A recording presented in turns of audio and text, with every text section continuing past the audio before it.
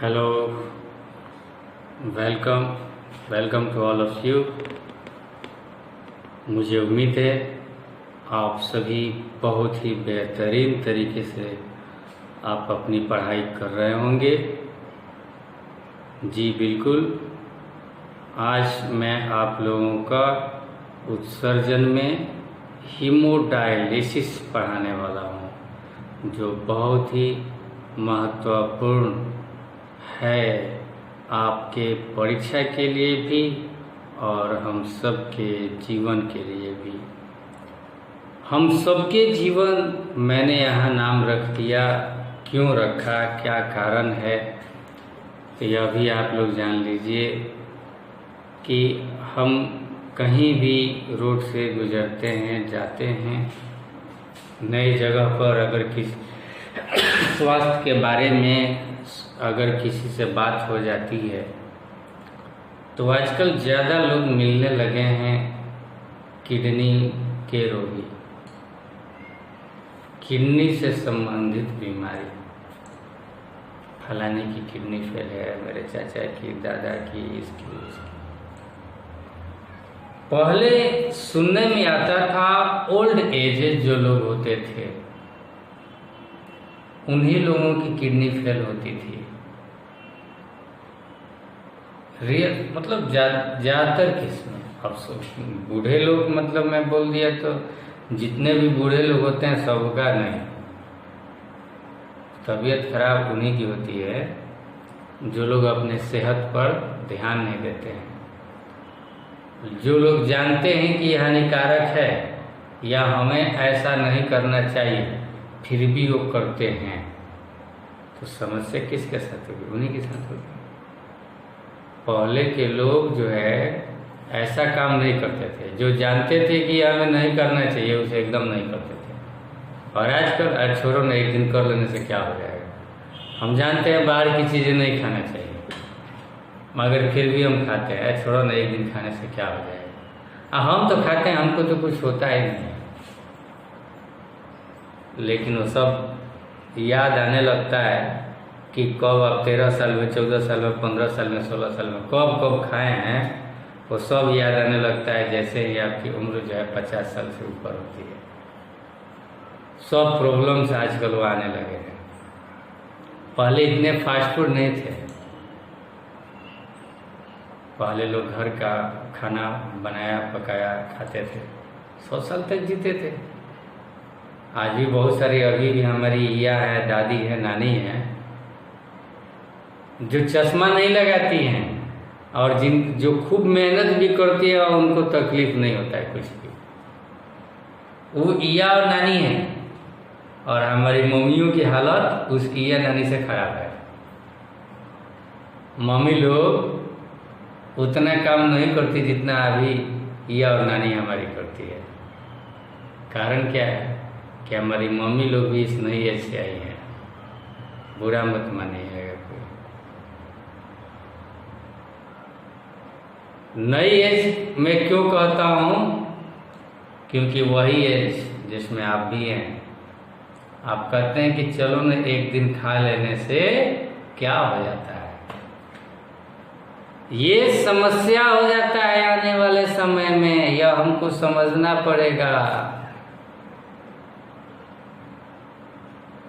सबसे ज़्यादा आजकल अब युवा वर्ग ही 30 वर्ष, 35 वर्ष, 40 वर्ष के लोग भी किडनी की शिकायत लेकर घूम रहे हैं। और इलाज मेन मुख्य शहर में होता है। हर जगह नहीं होगा कि सर्दी खांसी बुखार हुआ तुरंत बगल के डॉक्टर में गए, डॉक्टर के पास और पैरासीटामोल और एंटीबायोटिक कोई लिख कर चले आए, खा लिए, ठीक हो गए। नहीं, इसके किडनी के स्पेशलिस्ट डॉक्टर होते हैं और वही इसका ट्रीटमेंट करते हैं, और वो शहरों में होते हैं, यहाँ नहीं होते। और शहर में जाकर इलाज कराने का मतलब आप समझ रहे हैं, है ना, कितना खर्चीला है। अब आप अमीर बनना चाहते हैं कि गरीब बनना चाहते हैं? आपकी अमीरी गरीबी यही है। आप खूब खाइए जितना खाना है। आप समझ लीजिएगा आने वाले समय में आपका पैसा बटोराएगा कि पैसा डॉक्टर के पास जाएगा। ख्वाब है बड़ा बनने का, लेकिन हम काम करते हैं छोटा बनने का। क्यों ऐसा होता है?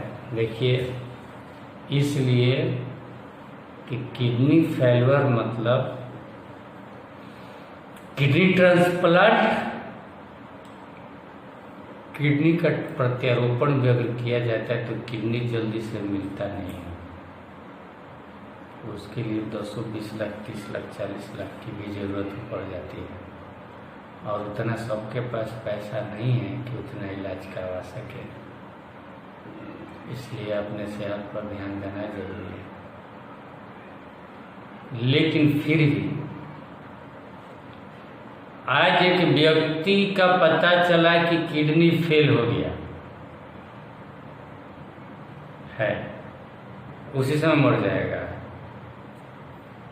2 किडनी होता है, मालूम है ना? ब्रिक 2 होते हैं, एक फेल हो जाता है तो दूसरा काम करता है। लेकिन ये भी याद रखिए, कितना काम करेगा? अब 2 आदमी का काम एक ही आदमी को दे दीजिएगा तो उसको भी जीना होगा साल भर, तो वो जिएगा 6 महीना का। और भी किडनी एक सिंगल कितना दिन जिएगा? आने वाला समय में जब भार उस पर पड़ेगा तो भी किडनी फेल हो जाएगा। तो उपाय क्या है? तो उपाय तो 2 है। एक तो जो किडनी फेल हुआ है वो किडनी ट्रांसप्लांट करवा लीजिए, प्रत्यारोपण करवा लीजिए, दूसरा किडनी लगवा लीजिए। और नहीं तो जब तक करवाना है, अभी तो नहीं हो पाएगा ना, अचानक व्यवस्था करना पड़ेगा किडनी का। कहाँ ब्लैकमेलर है, कहाँ ब्लैकमेल करके लोग बेचते हैं। दूसरी बात कि किडनी लोग दान भी करते हैं, तो दान करने वाले कहाँ मिलते हैं? नहीं मिलते हैं। उतने दिन तक रुकना है तो हम क्या करें ताकि और हमारा दूसरा किडनी भी खराब ना हो? इसके लिए हम क्या करें? तो उस दूसरे किडनी पर लोड को कम करने के लिए, या जिसका दोनों किडनी फेलियर हो गया और जीना है हमें अभी, और अभी ट्रांसप्लांट नहीं कर सकते हैं, रक्त को शुद्ध करना है, रक्त में से कचरा बाहर निकालना है। नहीं, कचरा बाहर नहीं निकलेगा तो दिक्कत होगा। तो क्या करें? तो इसी के लिए मैं बताने जा रहा हूँ। देखिए, सबसे पहली बात कि वृक्क या किडनी फेल होता है, क्यों होता है? या तो कोई इन्फेक्शन हो गया किडनी में ही, या दवा वगैरह का साइड इफेक्ट इतना ज़्यादा पड़ गया कि वहाँ की कोशिकाएं मृत हो गई, या इन्फेक्शन ज़्यादा हो गया। शुगर जब ज़्यादा रहता है, मधुमेह, diabetes, high BP, high blood pressure, उच्च रक्तदाब रहेगा व्यक्ति को, तभी किडनी फेल हो सकता है। और नहीं तो किसी के दुर्घटना, एक्सीडेंट वगैरह हो जाता है, किडनी पर चोट लग गया या गोली ही लग गया, तो इस केस में ये सब हो सकता है किडनी फेल। तो क्या होगा किडनी फेल होगा तो ब्लड में मिनरल सॉल्ट्स, खनिज लवण, NaCl वगैरह, मैग्नीशियम क्लोराइड वगैरह बहुत सारे से जमा होने लगेगा। और साथ ही साथ हम जानते हैं ना, अमोनिया यूरिया में जो हमारा बदलता है, तो अमोनिया और यूरिया, यूरिक, ये सब हमारे बॉडी में जमा होने लगेगा। और ये सब चीज़ें जहरीला, अभी मैं कुछ समय पहले बताया, ये हमारे शरीर में पूरा बेचैनी करने लगेगा, बेचैन कर देगा, जगह जगह कोशिकाओं को मारने लगेगा, एक एक कोशिकाएं मृत होने लगेंगी, हम चल जाएंगे। बहुत दयनीय होता है, क्या कीजिए, हो गया। अब इसका निदान हम लोग कैसे करें? तो इसी के निदान करने के लिए आया डायलिसिस मशीन, और डायलिसिस मशीन के द्वारा हम करते हैं हीमोडायलिसिस। अब ये हीमोडायलिसिस है क्या और डायलिसिस मशीन है क्या, तो चलिए हम आपको चित्र बनाते हुए समझाते हैं बहुत अच्छे तरीके से। हम जानते हैं किडनी में आता है ब्लड ग्लोमेरुलस आता है गुच्छा बनकर, और उसी से अशुद्ध पदार्थ आता है यूरिया, यूरिन में मूत्र बनने के लिए जल में जमा होता है। वही काम हम करना है। हमने जिस व्यक्ति का किडनी फेल है उसका हाथ लिया है ना, और इसमें हम जानते हैं 2 प्रकार की रक्त की नलियां होती हैं। एक होता है लाल और दूसरा होता है नीला, है ना, जो शरीर में बढ़ता है। और इसमें से क्या करेंगे, हम धमनी को पहचानेंगे। क्या करेंगे, धमनी को, और धमनी में से रक्त को निकालना है। और कहाँ रक्त को निकालना है तो ये भी ध्यान दीजिएगा। अब इसका बनावट चाहे आप जैसे भी आप बनाएं,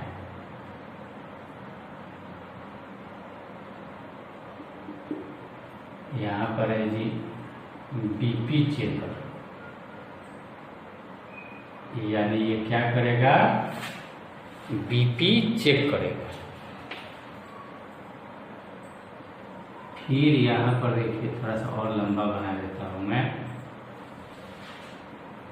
ये है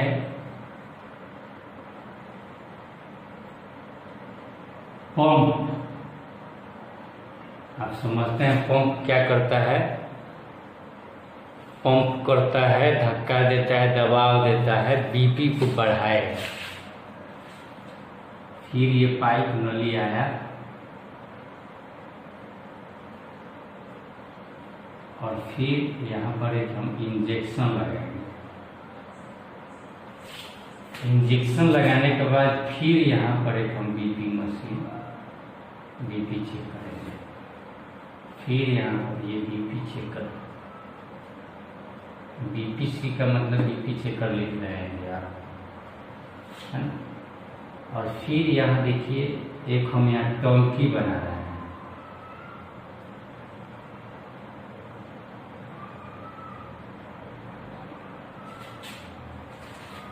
कैसी टंकी, गैस वाली टंकी, मान लीजिए गैस वाली टंकी है ना, गैस वाली टंकी मान लीजिए, कोई दिक्कत नहीं। और लेकिन इसमें गैस नहीं भरा हुआ है, इसमें जलीय पदार्थ भरा हुआ है। और ये ऐसा जलीय पदार्थ है जैसे हमारे शरीर में जलीय पदार्थ टिश्यू के बीच में टिश्यू फ्लूइड रहता है, उसी प्रकार ये भी टिश्यू फ्लूइड है। ये क्या है, टिश्यू फ्लूइड। हमारे कोशिका के अंदर जो फ्लूइड रहता है तरल पदार्थ बढ़ा हुआ है, और उसका भी सांद्रण कंसंट्रेशन बिल्कुल हमारे शरीर के अंदर ऐसा ही रहता है, अलग नहीं। लेकिन अंतर यही है कि हमारा जो ब्लड है इसमें तो यूरिया है, खनिज का है ना, अपशिष्ट पदार्थ है बहुत सारा, इसमें आपका खनिज पदार्थ नहीं है। अब यहाँ पर हमने क्या किया है कि यहाँ पर पाइप बनाया है, डिलीवरी पाइप समझते हैं, लूज वाला पाइप जिसे मोटरसाइकिल वगैरह धोते हैं। देखिए पाइप है, मोटरसाइकिल जिससे धोते हैं आप या धोवाते हैं गाड़ी, वो तो थोड़ा सा हार्ड भी होता है, ये बहुत पतला होता है। और ये जिस चीज़ का पाइप बना है उसको हम लोग सेलोफोन कहते हैं। देखिए अभी लिखाऊंगा, सेलोफोन कहते हैं। इसमें जो द्रव भरा हुआ रहता है उसको डायलिसिस फ्लूइड कहते हैं। और ये जो है डायलाइजर है। हमने जो टंकी का यहाँ बात बताया कि टंकी है, टंकी को हम लोग क्या कहेंगे, डायलाइजर। ये है डायलाइजर, इसके अंदर जो तरल पदार्थ भरा हुआ है डायलिसिस फ्लूइड, और सेलोफेन क्या है, जिसका ये पाइप बना हुआ है नली, उसको सेलोफोन कहते हैं। ठीक है, समझ में आ गया? मैं इसको मिटा रहा हूँ क्योंकि मुझे अभी चित्र बनाना है। अब मैं क्या करूँगा, यहाँ से फिर पाइप लाऊंगा मैं, यही पाइप, और थोड़ा सा हार्ड हो जाएगा यहाँ से अंदर ही। अब इस पाइप को मैं क्या करूँगा, तरह तरह का उपाय करूँगा।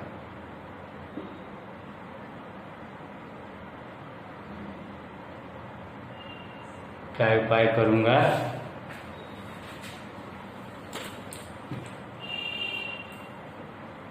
बीपी चेकर भी लगा हुआ है और पंप भी लगा हुआ है, पंप, और यहाँ बीपी चेकर है ना। और तो इस नली को हमने क्या किया, सीरा में डाल दिया, और ये मान लीजिए कि धमनी है, हमने धमनी में सुई लगाया लाल वाला में।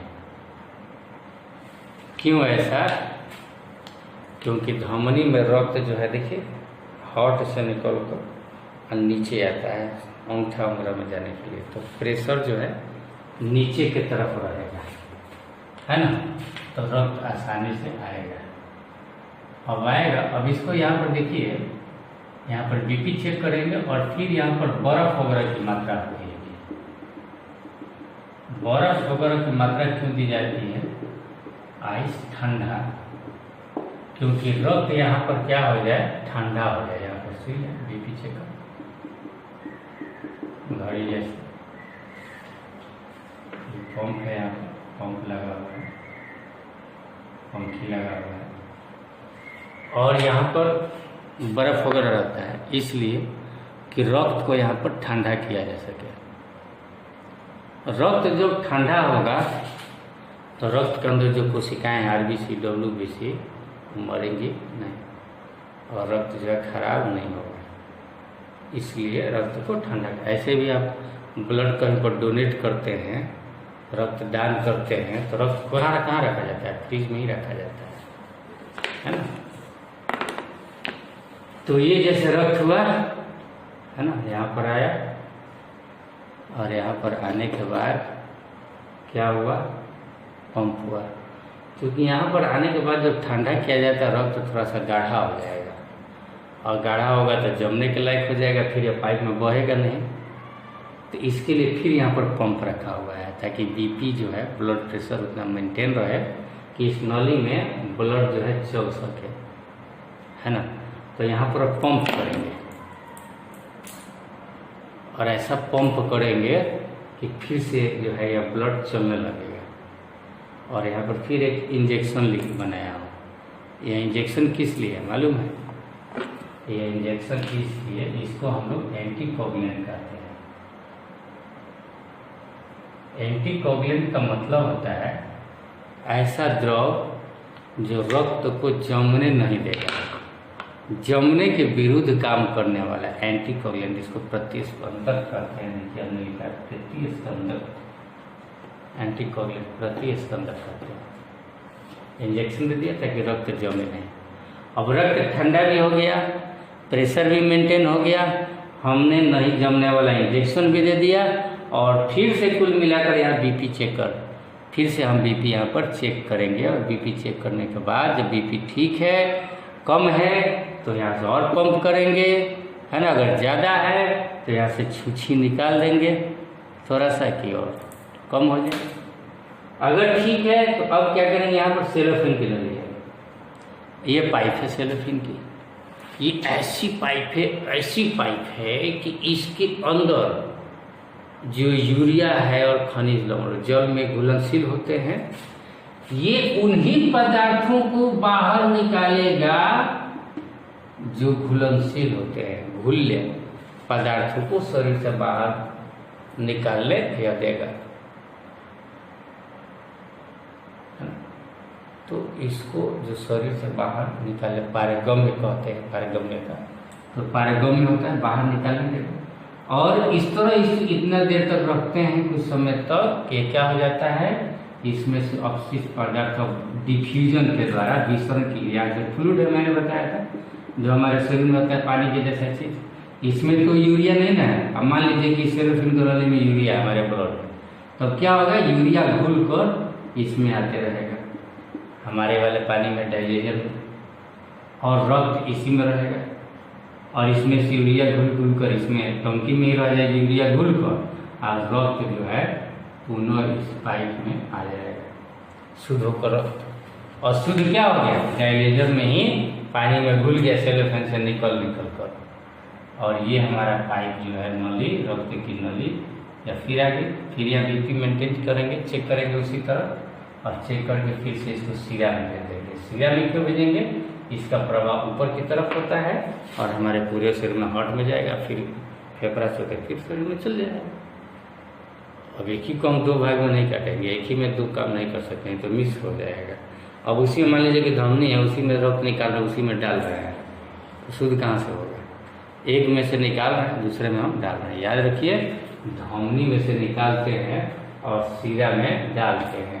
इसमें जो फ्लूइड होता है उसको टिश्यू फ्लूइड कहते हैं। क्या कहते हैं, टिश्यू फ्लूइड कहते हैं। क्लियर, कहाँ कहाँ पंप होता है, कहाँ कहाँ पर नहीं होता है। एंटीकोगुलेंट किसको कहते हैं ये याद रखिएगा, किस अवस्था में यह होता है ये याद रखिएगा। ठीक है, इसी को हम लोग, इसी डायलेजर को हम लोग याद रखिए कृत्रिम वृक्क भी कहते हैं, कृत्रिम वृक्क।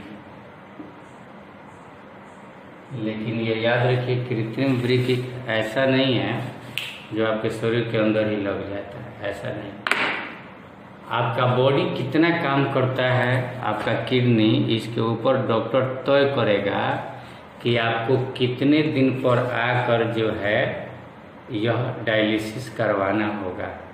बहुत लोग साल में 2 बार करवाते हैं, बहुत लोग हैं कि महीने या 3 महीने पर भी करवाते हैं। डायलिसिस करने में खर्चा भी आता है, मिनिमम खर्चा तो 10,000 रुपये डॉक्टर ले ही लेता है। दूसरी बात कि यह तभी होता है जब कुछ भाग किडनी का काम कर रहा होता है।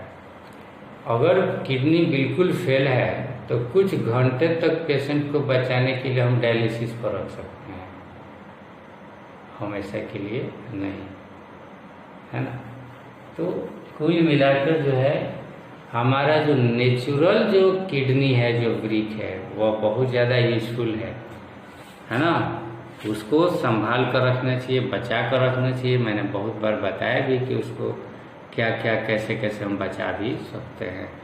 ठीक है, तो आपके इसमें इतना ही था मेरे ख्याल से हीमोडायलिसिस में जो हमने बताया, है ना।